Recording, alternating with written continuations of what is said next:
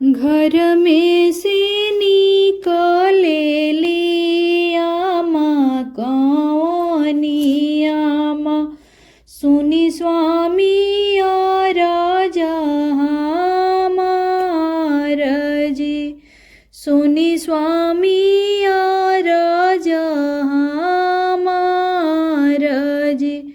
अरे बरहो बरिसवा के भैली बेटियुआ हो, बेटिया के खोजी बरसायन जी। अरे बरहो बरिसवा के भैली बेटियावा हो, बिटिया के खोजी बरसायन जी। इतना बचन जब सुन ले कवन पापा, बिटिया के खोजे ले दामाद जी। बिटिया के खोजे बरसायन जी। इतना बचन जब सुन ले कवन बाबा, खोजे ले बरसायन जी। एक बने गईले दूसरे बने गईले, तीसरे में मिले बरसायन है। एक बने गईले दूसरे बने गईले, तीसरे में मिले बरसायन है। बर खोजी बाबा हो घर के लवटले, सुन बेटी और हमार हो।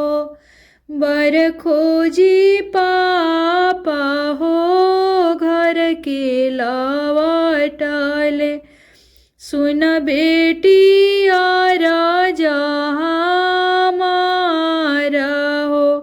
तोहरा जे सासू के 7 गो बेटावा हो, सातुले छोटा तू बाड़ू हो।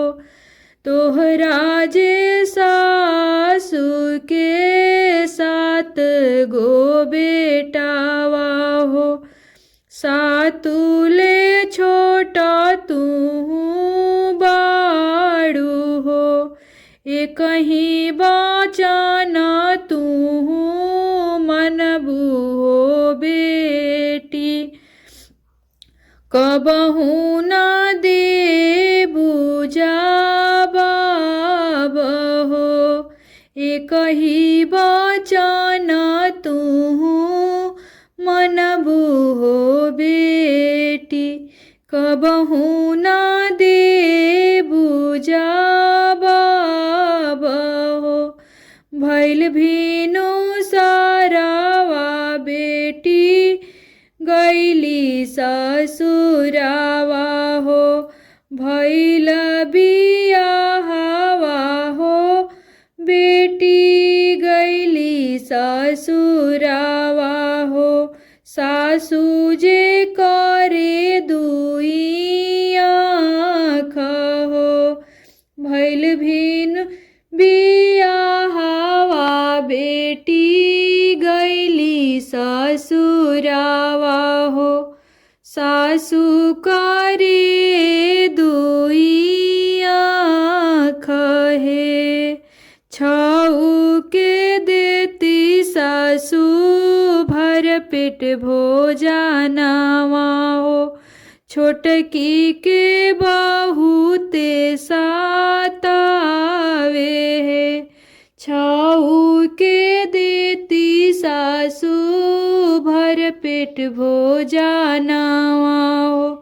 छोटकी के बहुते सतावे होत भीनु सरवा सासू पीटे केवाड़िया हो। उठ बहुआ भैले भीनु सार हो। उठ बहुआ भैले भीनु सार हो।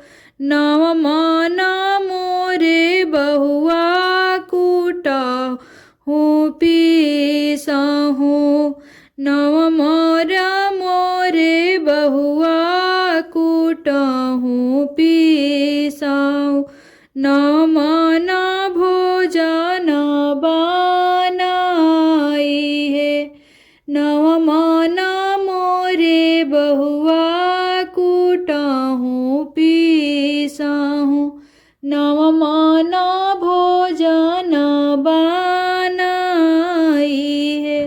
घर में से निकलेली आमा कवनिया माँ। सुनि स्वामी अरज हमार है। सुनि स्वामी अरज हमार है। अरे बरहो बरिसावा के भैली बिटियावा हो। बिटिया के खोजी बरसायान है। बिटिया के खोजी बरसायान